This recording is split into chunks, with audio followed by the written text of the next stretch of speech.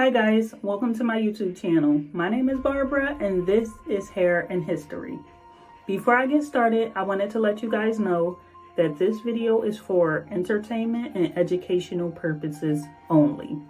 Today I'm going to be doing another headband wig, and this is from Nadula. And when I got it, it was wavy, but today I'm going to be straightening it. I already straightened some of it, but I'm going to be straightening it more throughout this video. So, okay. So Emmett Till was an African American who was born July 25th, 1941 in Chicago, Illinois. Emmett lived in a busy neighborhood in the South Side with his mother, where his mother worked for the U.S. Air Force for a better pay. She said that Emmett was industrious enough to help with the chores at home. Emmett was a happy kid, and him and his cousins and his friends played pranks on each other all the time. He also spent his free time playing basketball with his cousins and his friends. He liked to dress nice, and he often was the center of attention among his peers. While visiting Emmett in Chicago, Emmett's uncle used to tell Emmett stories of Mississippi. So Emmett wanted to see what Mississippi was like. Emmett's mother was nervous about letting her son go down south to Mississippi because back then in the South, a lot of lynching had happened and African Americans got killed. A week before Emmett's arrival in Mississippi, a black activist named Lamar Smith was shot and killed. Till arrived at the home of Moses and Elizabeth Wright in Money, Mississippi on August 21st, 1955. On the evening of August 24th, Till and several young relatives and neighbors were driven by his cousin Marcus Wright to Bryant's Grocery Meat Market. A 21-year-old white woman named Carolyn Bryant accused Emmett of flirting, so several nights after the incident in the store, Carolyn's husband and other men went to Emmett's uncle's house and abducted Emmett. They beat him before shooting him in the head and sinking his body in the Tallahatchie River. 3 days later, on the 28th of August, his beating body was found. Emmett's mother had an open casket funeral for Emmett because she wanted the whole world to see what they had done to her son. They took this story to trial, and Emmett's mother and family, with some other very important people like the NAACP and a young boy who said that he heard them torturing Emmett, was there to fight for Emmett. They fought hard, and they fought very hard. But back then it was mostly a white jury, so it wasn't a trial of justice or wrong or right. It was a case of white versus African Americans. Emmett had only just turned 14 when he was murdered that past July. Emmett was his mother's only child, and he was buried in the Burr Oaks Cemetery in Alsip, Illinois.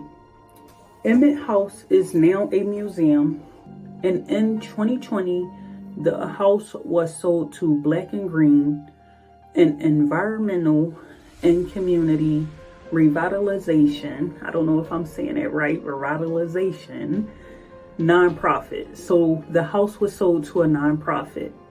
They said they will reopen it as a community space in the year 2025. I never knew the whole story of this story when I was growing up.